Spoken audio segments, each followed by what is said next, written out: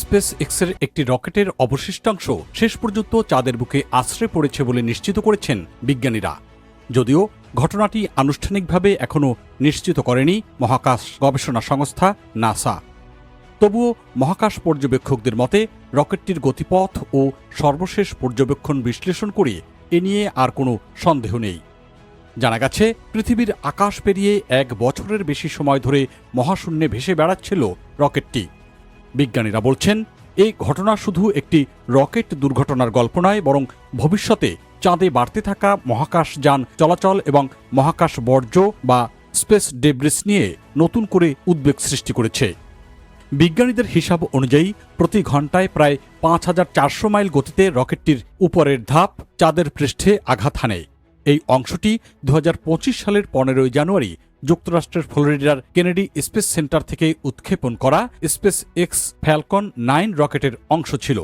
রকেটটি দুটি বেসরকারি চন্দ্রযান ফায়ারলি অ্যারোস্পেস এর ব্লু ঘোস্ট এবং জাপানের আই স্পেসের রেসিলিয়েন্সকে চাঁদের পথে পাঠায়।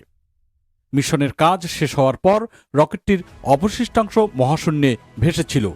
পরে সূর্যের বিকিরণ এবং মহাকর্ষীয় প্রভাবের কারণে এটি ধীরে ধীরে চাঁদের সঙ্গে সংঘর্ষের পথে চলে যায়। তবে স্পেস এক্সের কর্মকর্তারা জানিয়েছেন, এই সংঘর্ষ ইচ্ছাকৃত ছিল না। তাদের ভাষায়, সূর্যের কার্যকলাপ এবং মহাকর্ষীয় বলের সম্মিলিত প্রভাবে রকেটটি অনাকাঙ্ক্ষিতভাবে চাঁদের দিকে ধাবিত হয়। তাই ভবিষ্যতে এ ধরনের ঘটনা এড়াতে স্পেস এক্স নাসার সঙ্গে সমন্বয় করে নতুন প্রযুক্তি ও পরিকল্পনা নিয়ে কাজ করছে। বিজ্ঞানীরা আরও জানিয়েছেন, পৃথিবী থেকে এই সংঘর্ষ সরাসরি দেখা প্রায় অসম্ভব ছিল। এখন আনুষ্ঠানিক নিশ্চিতকরণের জন্য অপেক্ষা করতে হবে নাসার তোলা ছবির উপর। উপগ্রহটি আগামী সপ্তাহে ওই এলাকা অতিক্রম করলে নতুন গর্ত বা আঘাতের চিহ্নের ছবি পাঠানোর কথা রয়েছে। বিশেষজ্ঞদের মতে, চাঁদে এ ধরনের ঘটনা নতুন নয়, কারণ 2022 সালে একটি চীনা রকেটের অবশিষ্টাংশ চাঁদে আঘাত করেছিল। এছাড়া গত কয়েক দশকে আরও অনেক রকেটের অংশ চাঁদে পড়ে থাকতে পারে, যদিও সেগুলোর অনেকগুলোর তথ্য বিজ্ঞানীদের জানা ছিল না। বর্তমানে যুক্তরাষ্ট্র ও চীন উভয় দেশই চাঁদে স্থায়ী উপস্থিতি গড়ার প্রতিযোগিতায় নেমেছে।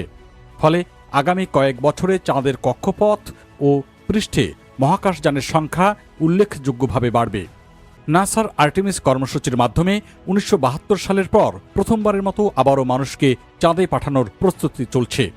এই কর্মসূচিতে স্পেস এক্স এর স্টারশিপ এবং ব্লু অরিজিন এর ব্লু মুন ল্যান্ডার গুরুত্বপূর্ণ ভূমিকা পালন করবে।